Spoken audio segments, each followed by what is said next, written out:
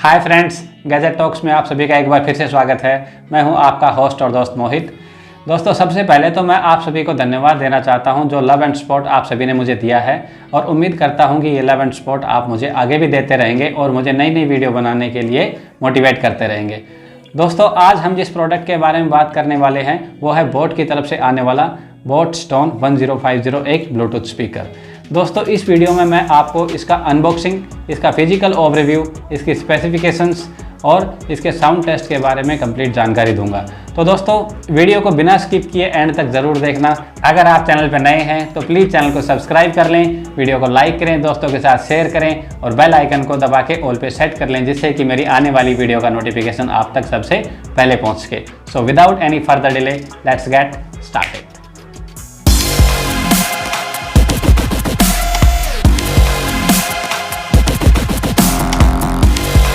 आइए सबसे पहले हम इसको अनबॉक्स करके देखते हैं कि इसके अंदर क्या क्या है।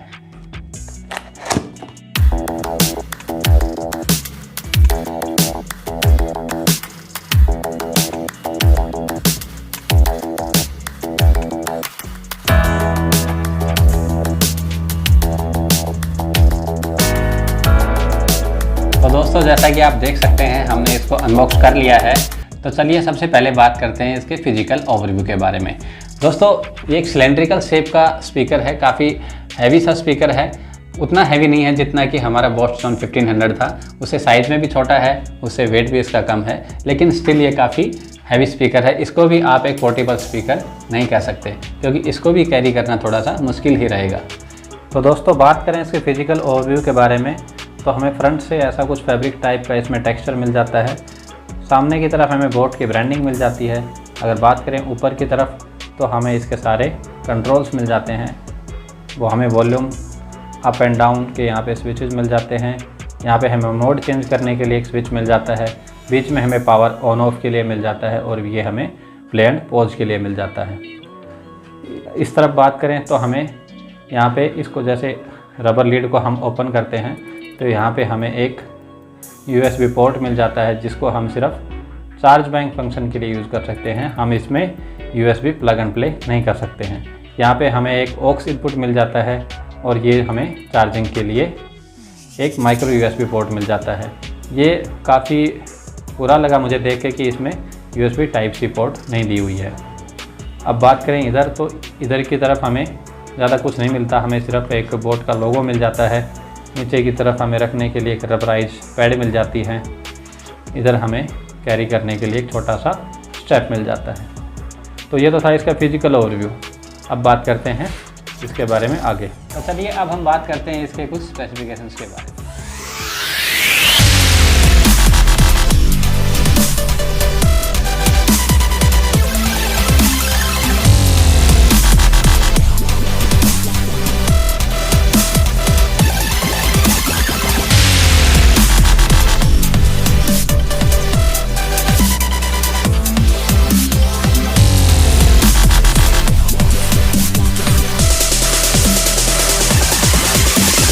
तो चलिए अब हम देख लेते हैं इसका साउंड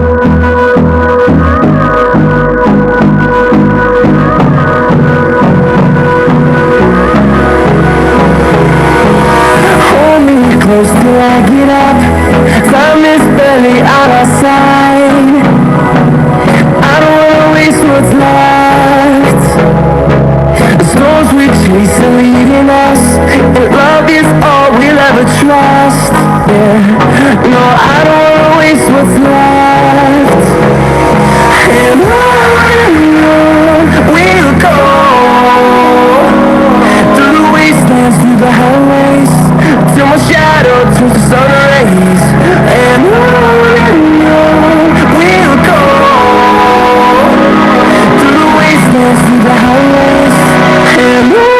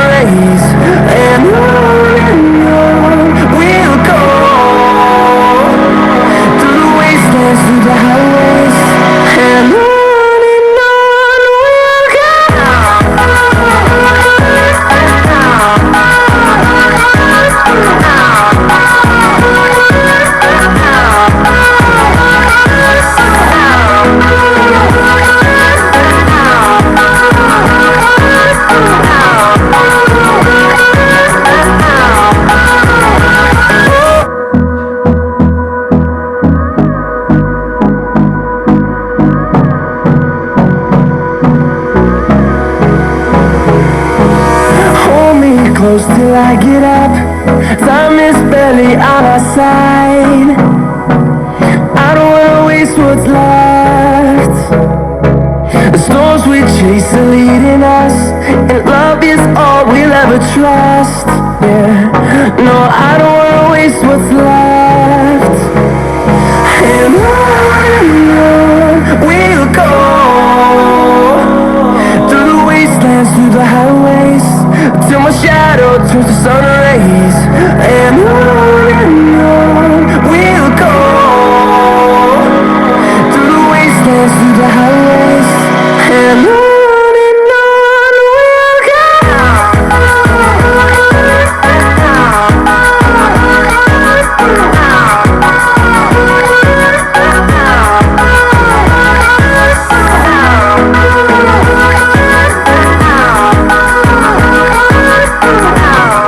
चलिए, आपने इसका साउंड टेस्ट देख लिया है। आप अपनी राय मुझे कमेंट बॉक्स में पक्का दें।